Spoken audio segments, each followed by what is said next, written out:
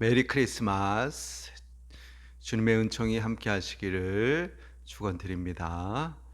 자, 21절 오늘 말씀에 의하면 예수님도 할례를 행하신 모습을 볼 수가 있습니다. 할례는 한국어로 베어서 나누는 예식이라는 뜻입니다. 할자가 나누다는 거죠. 그래서 할부 이렇게 얘기하잖아요. 할은 베다, 가르다, 자르다. 그리고 예는 의식, 예식으로서 배는 의식, 배는 예식을 할 예라고 이렇게 합니다. 히브리어는 밀라라고 합니다. 예, 근데 우리가 단어를 밀라라 그러죠. 그래서 밀라 아하트 하면 한 단어, 그리고 복수로 하면 밀림 이렇게 되는데 그 단어라는 뜻으로도 사용되고 똑같이 이렇게 할례로도 사용이 됩니다. 그래서 브리트 밀라 하면은 브리트가 언약이거든요. 그래서 할례의 언약 이렇게 쓰이는 겁니다. 그래서 할례는 자르는 예식, 하나님께서 아브라함에게 주신 것입니다. 남자의 생식기 끝 포피를 베어내는 예식으로 하나님께서 아브라함에게 속한 모든 남자는 할례를 행하라라고 명하셨습니다. 이 의식은 하나님의 것이다. 또 하나님의 소속이 되었다라는 표식입니다. 베어낸다. 무엇으로부터? 죄로부터, 부정으로부터, 세상으로부터, 옛것으로부터 끊어낸다가 벤다 예식이다. 베어내는 예식이 바로 할례인 것입니다. 신명기 10장 16절에 보면은 자, 우리 같이 한번 읽어볼까요? 주보에 있습니다. 자, 그러므로 너희는 마음의 할례를 행하고 다시는 목을 곧게 하지 말라. 자, 마음에서 베어내라는 겁니다. 예. 육체의 할례를 행함으로 마음의 할례를 행할 것을 지시하는 표지입니다. 나는 하나님의 것이니 부정한 것, 세상의 것, 죄로부터 끊어내고 하나님께 속한 것이다. 이것이 할례의 의미인 것이죠. 우리는 다 할례를 받은 자들입니다. 마음의 할례, 부정한 것, 육적인 것, 세상적인 것, 죄로부터 끊어낸 것, 분리된 것. 그래서 하나님의 것으로 구별되는 자들이라는 것입니다. 자, 또 이 예식 때 피를 흘리게 되는데 피는 생명과 연관이 있는 것으로 나의 생명은 하나님께 속한 것입니다. 나는 하나님의 것입니다. 라는 의미를 갖고 있는 것입니다. 자, 이 예식은 구약에 있어서는 매우 중요한 예식이에요. 마치 신약의 세례와 같은 의미를 가지고 있는 거죠. 세례는 세수, 세면 이렇게 씻는다라는 세자와 예식의 식자, 예식할 때의 예자 그 자를 써서 씻는 예식입니다. 자, 죄를 씻고 부정한 것을 씻고 세상 것을 씻고 하나님께 속한다는 의미인 것이죠. 자, 예수님은 사실 할례를 받으실 필요도 없고 세례를 받으실 필요도 없으세요. 예수님이 무슨 죄가 있으세요? 그리고 뭐 세상 사랑하는 게 있어요? 부정이 있어요? 잘라낼 것도 없고 씻을 것도 없으신 분이신데 예수님은 스스로 율법 안으로 들어오시는 거예요. 그래서 우리와 똑같이 우리와 함께 하시기 위해서 사람으로 오시고 율법 안으로 들어오시고 씻음 안으로 들어오신 것입니다. 난지 8일 만에 모세 율법에 정한 대로 예수님은 할례를 받으셨습니다. 그리고 보통 보면은 할례를 행하고 나서 그 이름이 공식적으로 선포가 됩니다. 그래서 사가랴의 아들 요한의 이름이 선포될 때 보면은 할례를 행하고 요한의 이름이 선포되는 것을 볼 수가 있습니다. 누가복음 1장 59절 우리 예. 자, 59절에서 60절에 있는데 제가 주보에는 안 실었는데 자, 59절에 우리 저기 성경에 있죠. 성경 보세요. 1장 59절에서 60절. 8일이 되매 1장 59절. 8일이 되매 아이를 할례하러 와서 그 아버지의 이름을 따라 사가랴라 하고자 하더니 그 어머니가 대답하여 이르되 아니라 요한이라 할 것이라 하매. 자, 할례를 행하고 이름을 공식적으로 공개하고 선포를 하는 겁니다. 할례를 행하고 나서 예수님의 이름이 공식적으로 선포됩니다. 그 이름은 가브리엘 천사가 마리아에게 나타나 알려준 이름입니다. 누가복음 1장 31절에 보라 내가 잉태하여 아들을 낳으리니 그 이름을 예수라 하라. 히브리어 이름으로 예슈아, 자기 백성을 자기 죄에서 구원하실 자, 구원자 예슈아 이름이 선포됩니다. 자, 우리 또 22절부터 24절까지 2장 22절부터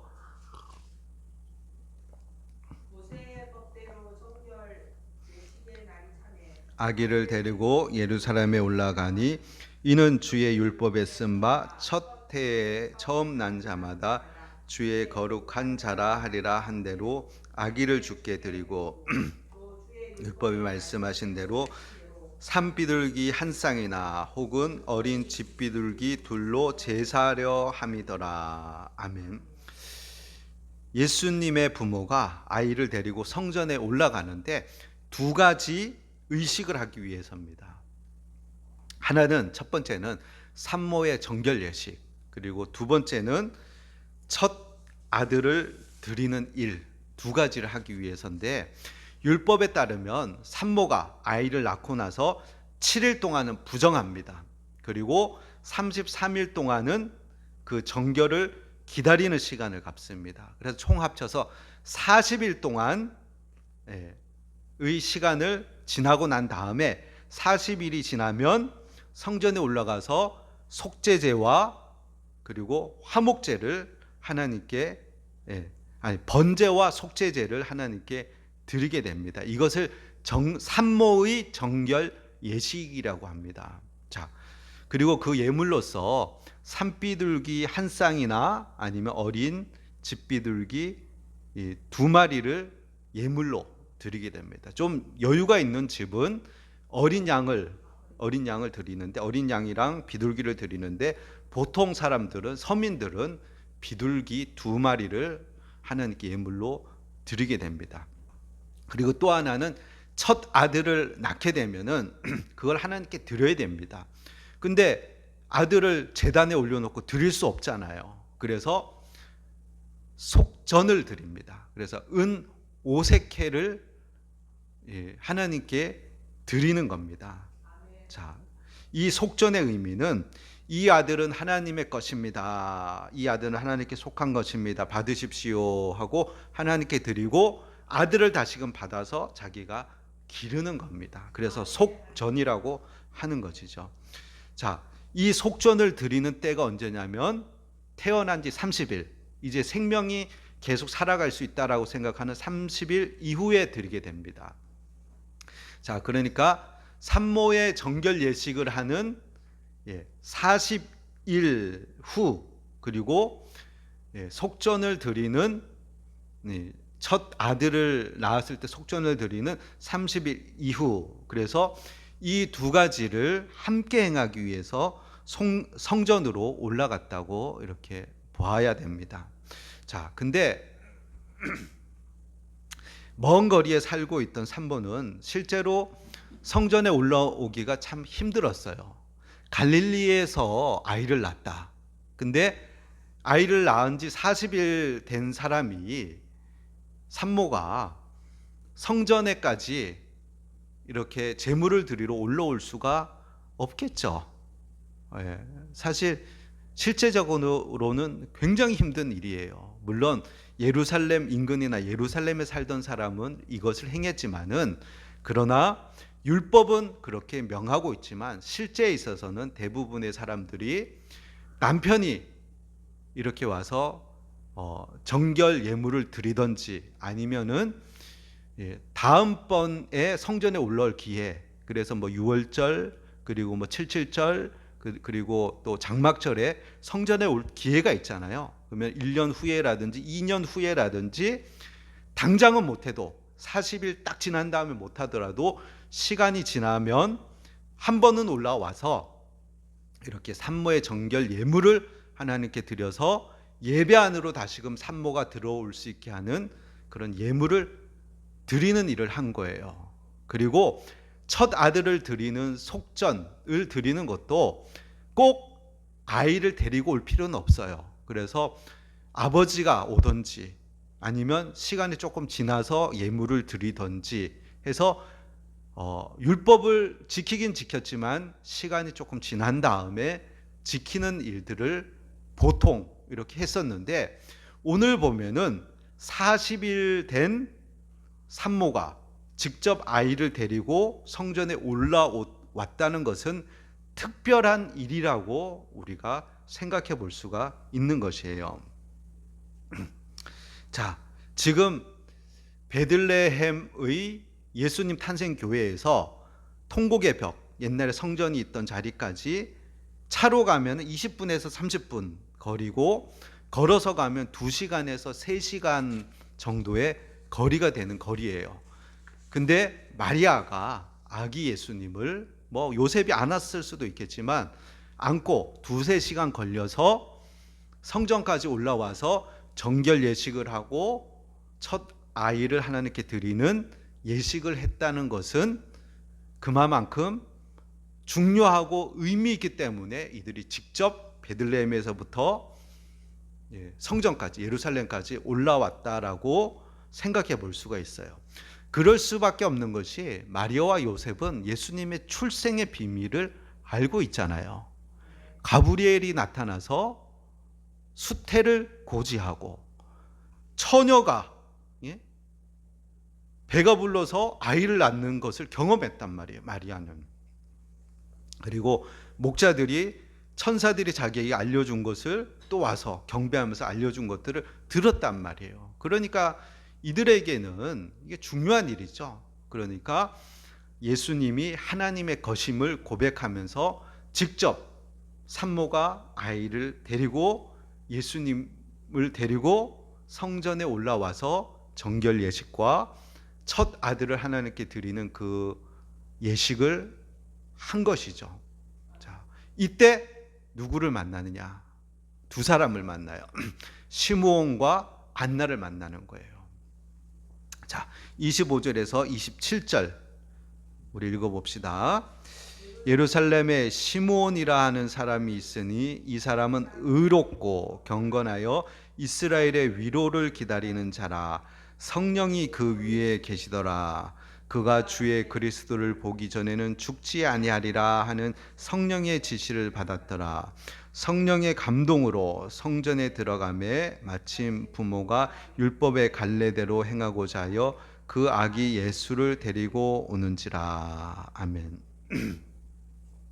자, 먼저 시몬에 대해서 말합니다. 이 사람 어떤 사람이라 그래요?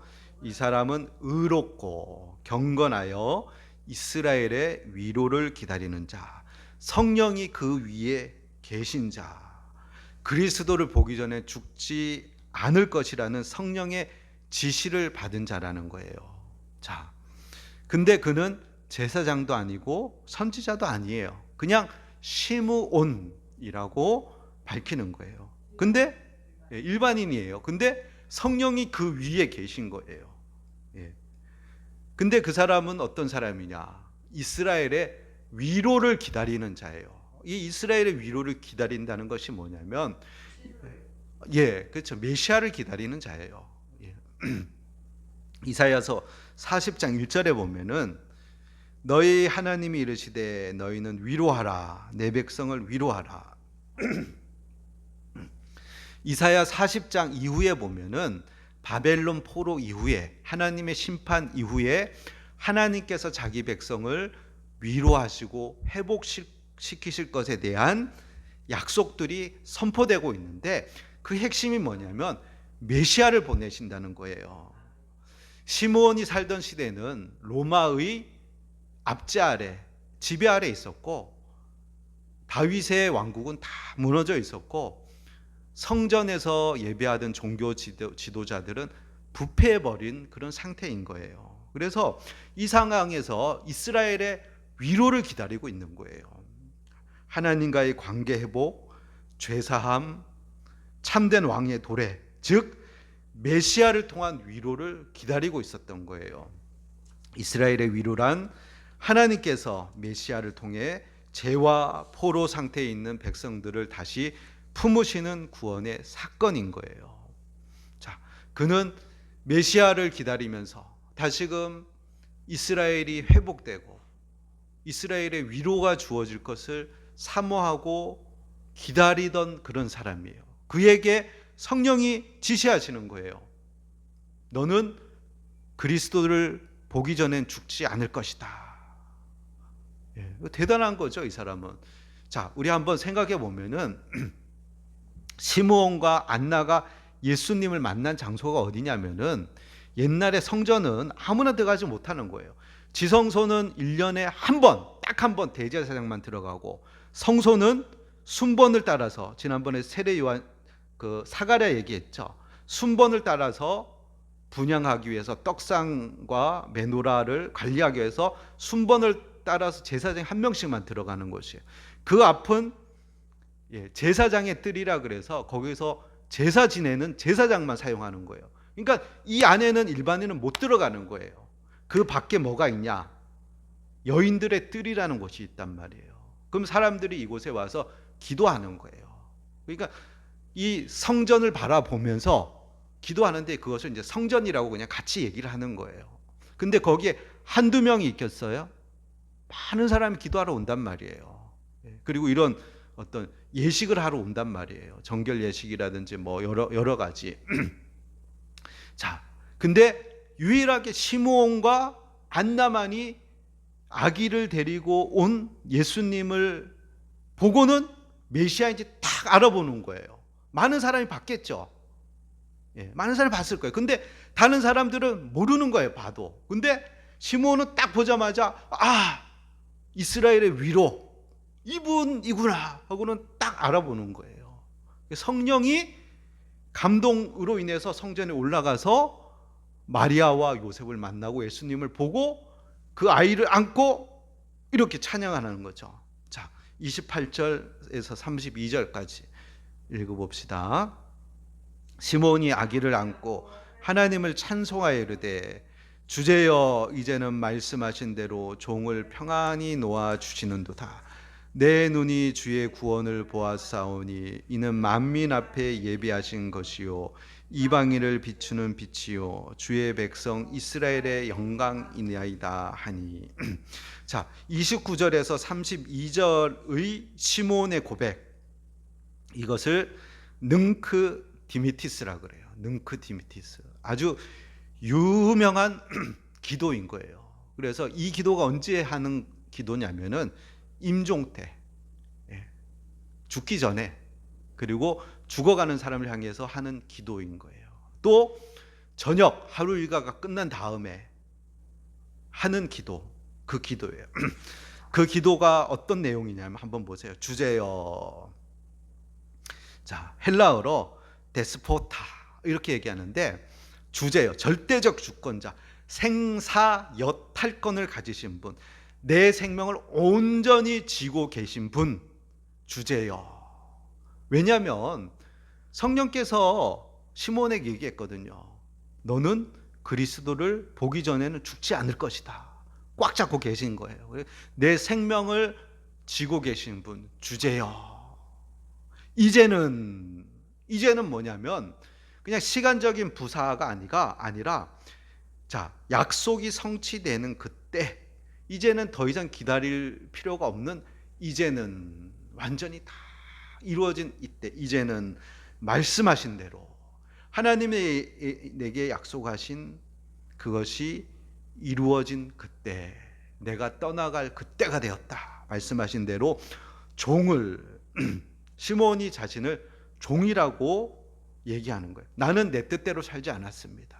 나는 하나님 말씀 주인의 뜻대로 살았고 내 몫은 끝났습니다. 내가 지금 약속하신 대로 그리스도를 보았사오니 나의 사명은 끝났습니다. 마치 사도 바울이 순교 직전에 하던 그 말과 유사한 말이에요. 디모데후서 4장 7절 8절 말씀에 주부에 한번 보세요. 사도 바울이 이렇게 얘기하잖아요.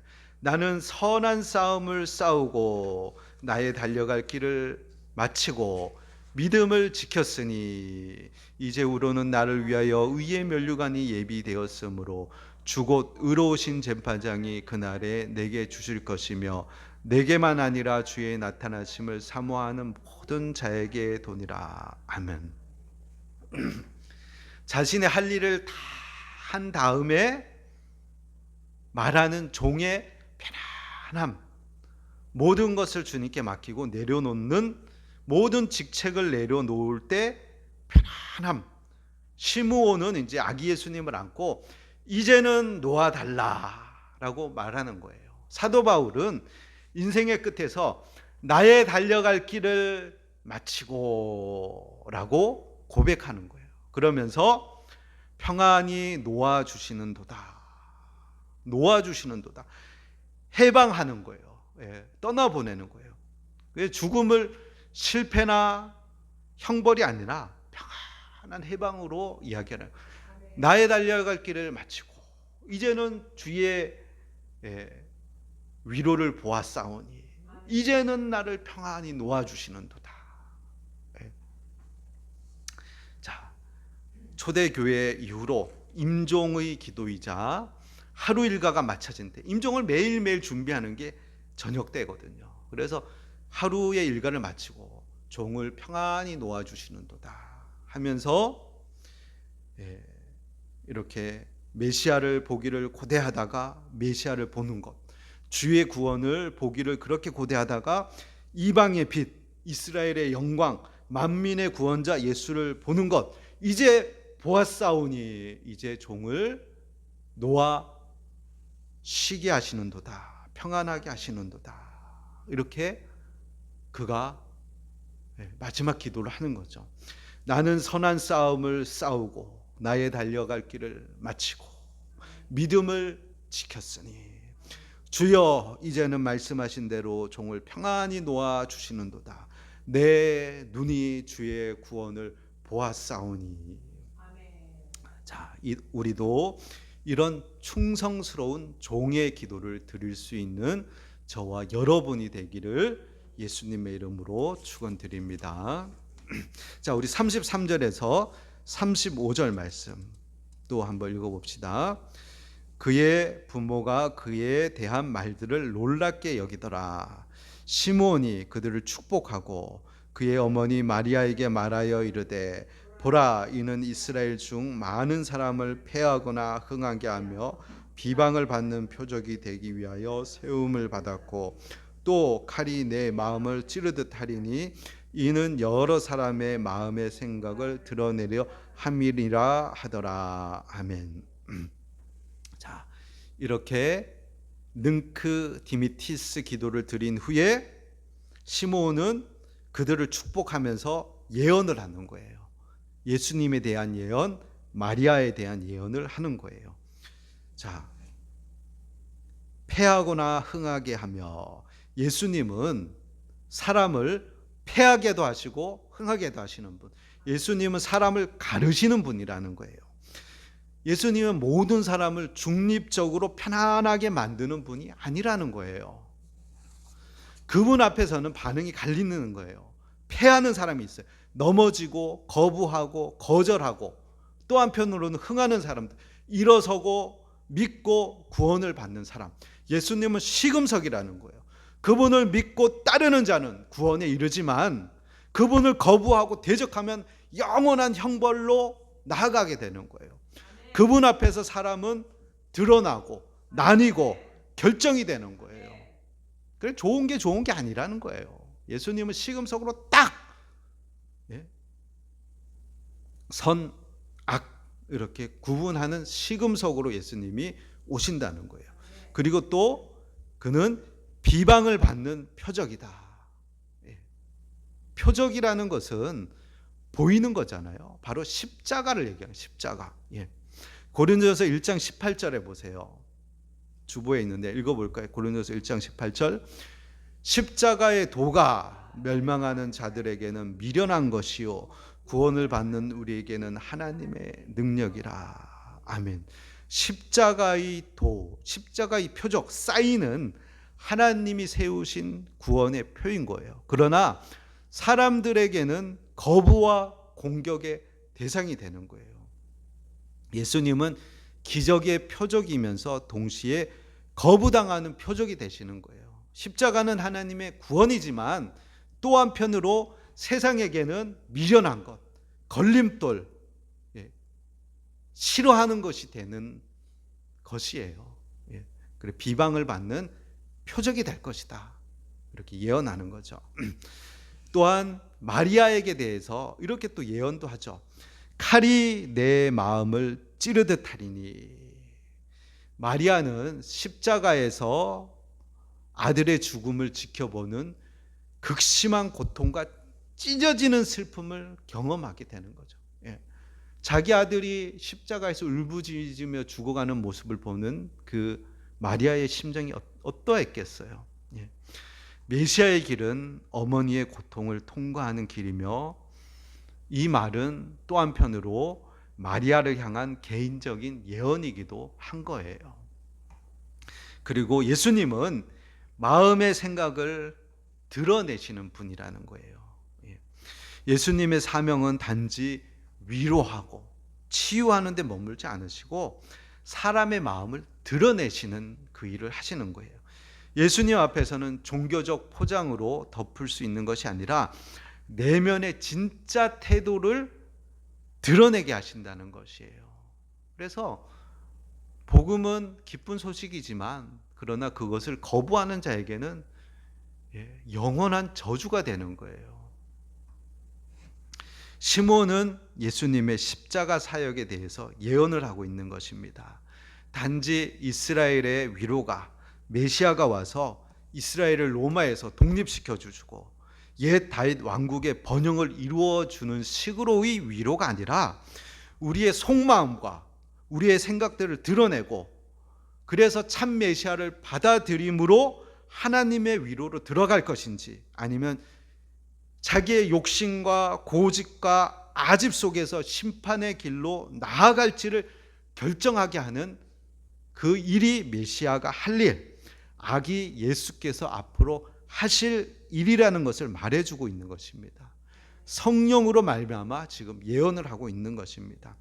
아기 예수님의 탄생 이야기 이 가운데 이미 십자가의 그림자가 놓여 있는 것이에요. 예수님은 모두를 기쁘게 하러 오신 분이 아니라 진리를 드러내러 오신 분입니다. 또한 마리아의 기쁨은 크지만 그 기쁨은 고난을 통과해야 완성됨을 말해주고 있는 것입니다. 자, 또 한 사람, 시므온 말고 또 한 사람을 만나요. 누구죠? 안나. 자, 우리 36절부터 38절까지 2장 36절에 38절 읽어봅시다. 또 아셀 지파 바누엘의 딸 안나라는 선지자가 있어 나이가 매우 많았더라. 그가 결혼한 후 7해 동안 남편과 함께 살다가 가부가 되고 84세가 되었더라. 이 사람이 성전을 떠나지 않고 주야로 금식하며 기도함으로 섬기더니 마침 이때에 나와서 하나님께 감사하고 예루살렘의 속량을 바라는 모든 사람에게 그에 대하여 말하니라. 아멘. 그녀의 나이가 몇 살이에요? 84세에도 금식하며 주야로 기도하는 게 가능해요? 안 해요? 가능하다. 예. 자, 84세의 나이에 성전을 떠나지 않고 주야로 금식하며 기도했다. 아까 말씀드렸듯이 그녀가 기도한 것은 옛날에 지금 통곡의 벽 있죠. 통곡의 벽에 가면은 남자 여자 이렇게 나눠서 노천에서 기도하잖아요. 그런 식의 장소에서 하늘이 뻥 뚫린 곳에서 기도했다는 거예요. 예. 근데 거기 옆에는 방들이 있어요. 그리고 회랑이 있어서 비가 올 때 또는 금식과 기도하는 사람이 쉬어갈 수 있게끔 마련했다고 얘기를 하고 있어요. 그러니까 그가 성전을 떠나지 않고 주야로 금식하며 기도했다는 것은 이곳에서 쉬기도 하고 기도하기도 하면서 성전을 떠나지 않으면서 계속해서 기도의 자리를 지키면서 기도했다는 거예요. 그 기도가 뭐예요? 섬김이다. 성경은 이야기하고 있죠. 하나님은 섬김, 그 기도의 섬김을 받으셨다는 거예요. 예. 그리고는 아기 예수님이 왔을 때 탁 알아본 거예요. 많은 사람이 있었지만 못 알아봤어요. 단 두 사람, 시므온과 안나. 깨어서 기도하고 성령의 위로를 기다리고 주야로 기도하며 섬기던 그들만 알아보고 그가 모든 사람에게 그에 대해서 증언하는 거죠. 이분이 메시아다. 안나가 이렇게 얘기하는 거죠. 자, 안나는 기도로 성전을 지킨 여인이었고 그 기다림 끝에서 메시아를 알아보고 증언한 사람이었던 거죠. 우리 39절 40절 말씀 읽어봅시다. 주의 율법을 따라 모든 일을 마치고 갈릴리로 돌아가 본 동네 나사렛에 이르니라. 아기가 자라며 강하여지고 지혜가 충만하여 하나님의 은혜가 그 위에 있더라. 아멘. 자, 오늘 본문은 성탄의 이야기이지만 그 안에 이미 십자가가 놓여져 있는 것을 볼 수 있어요. 할례에서 흘린 피는 장차 십자가에서 흘릴 피를 예고하고 있는 거예요. 성전에 드려진 첫 아들은 훗날 세상을 위해 자기 생명을 내어주실 분을 예고하고 있는 거예요. 시므온이 말한 이제는 놓아주신다 라는 고백은 구원을 직접 본 사람만이 할 수 있는 고백인 것이에요. 안나가 즉시 알아보고 그를 메시아로 증언할 수 있었던 것은 그녀가 기도의 삶을 살았기 때문인 것이에요. 사랑하는 여러분, 예수님은 우리를 기쁘게 해주시기 위해서만 오신 분이 아니라 우리의 마음을 드러내고 우리를 참된 하나님의 위로 안으로 부르기 위해서 오신 분입니다. 오늘 우리가 이 예수님을 믿고 따른다면 우리도 언젠가 시므온처럼 사도 바울처럼 고백하게 될 것입니다. 주제여, 이제는 말씀하신 대로 종을 평안히 놓아주시는도다. 내 눈이 주의 구원을 보았나이다. 하나님의 위로는 기다림을 통해 십자가를 지나 우리에게 옵니다. 예수님을 알아본 사람은 기다림을 헛되이 살지 않은 사람입니다.